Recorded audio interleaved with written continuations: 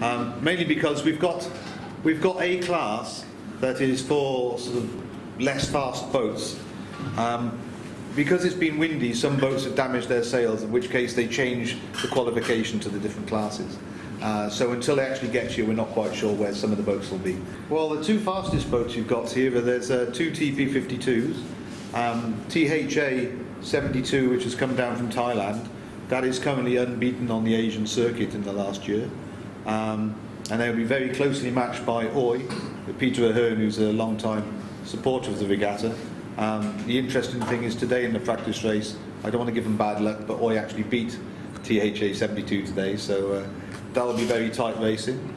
We've also got two other good boats in there, which is Malaysian Navy boat of Uranus, and we've got another boat down from Phuket, which is a Sydney 40 called Emagine, so that'll be quite a competitive class. So we have similar type of boats.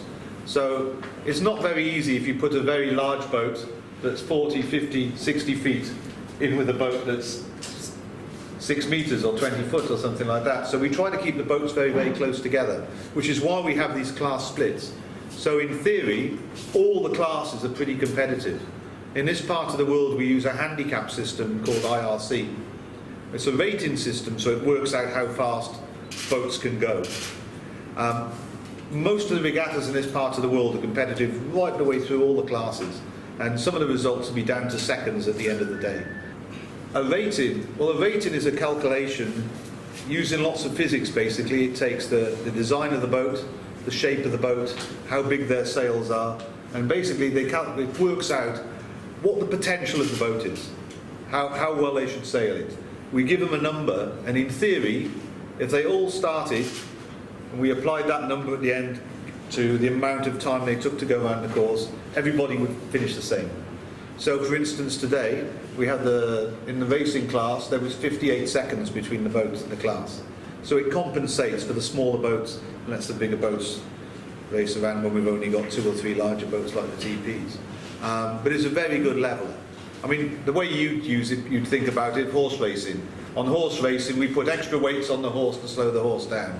Well, we don't do that here. We've already got the horses and they've already got lots of weight on them. So what we do is we calculate the time. We give them what we call a time correction factor.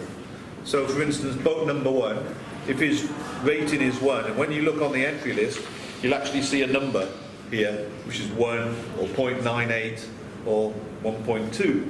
So if it's 1, that means we just take the final finishing time, work out how long they've raced for, and that's the answer.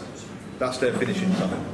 If their number is less than 1, we multiply it out, and that means it reduces their time.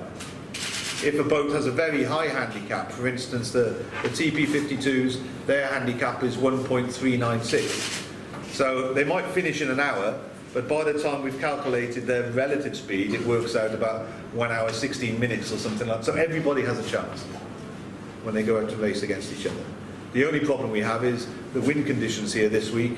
The wind is going to be changing quite constantly. So it pays to have a big boat and a big sail, so we're up the front when the wind disappears. So we've got to keep the boats together so it's fair to everybody. And that's our aim, sending anybody out on the water, give everybody an opportunity to win. Or let them feel they've got an opportunity to win. The wind forecast at the moment, there's 4 slightly out of control weather systems in the region. There's 2 in the south and 2 in the north. And if you think of 4 little schoolboys in the playground, all pushing each other. One pushes one way, so the wind comes one way, then they all push back again. And when they all push back, we don't get any wind. And then another one starts to win, and the wind starts to go in another direction. So I think it's going to be quite light. But we will have short periods where we have some good wind. So we're going to be working very hard to make sure that everybody gets an opportunity to sail. It's very hard to actually judge a regatta on the number of boats. What happens here, for instance, we've got, as I mentioned, we've got a big TP52, 52-foot boat. They now have 15 to 20 crew on board.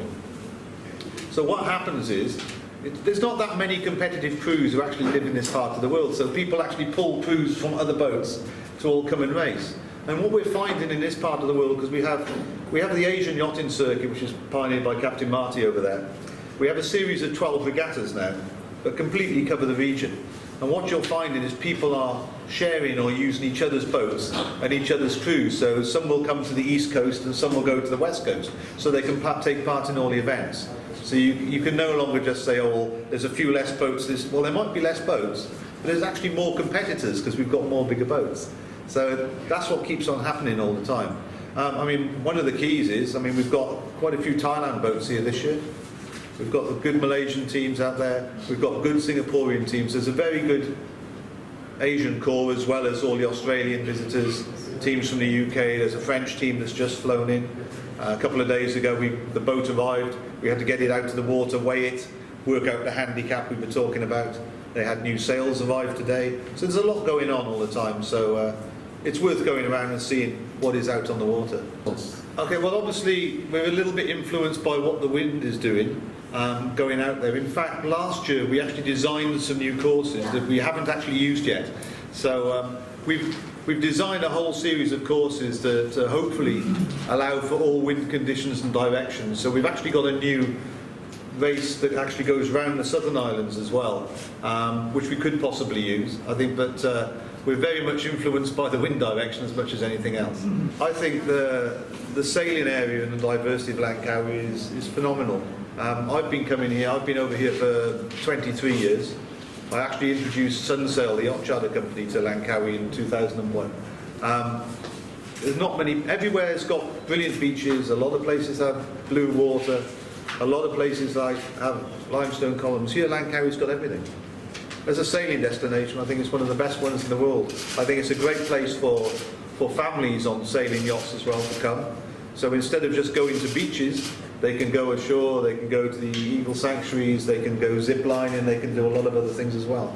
So they can go up to the cable car or anything like that, although I don't think you see much in the cloud at the moment, but I think Langkawi has a lot of opportunities.